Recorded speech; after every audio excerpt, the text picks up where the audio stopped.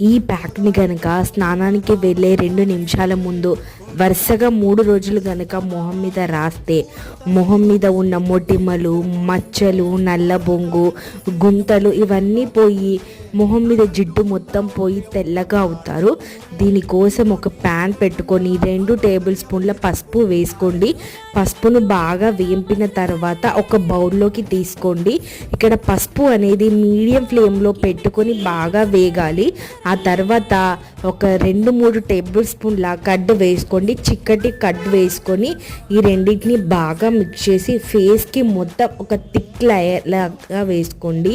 ఈ ప్యాక్ని మీరు వరుసగా 3 రోజులు కనుక స్నానానికి వెళ్ళే ముందు కనుక అప్లై చేసుకుంటే మీ మొహం మీద జిడ్డు ఉంటే మొత్తం పోయి తెల్లగా అవుతారు. దీన్ని కంపల్సరీ 3 రోజులు వేసుకొని స్నానం చేస్తే సరిపోతుంది. వీడియో నచ్చితే లైక్ చేయండి, షేర్ చేయండి.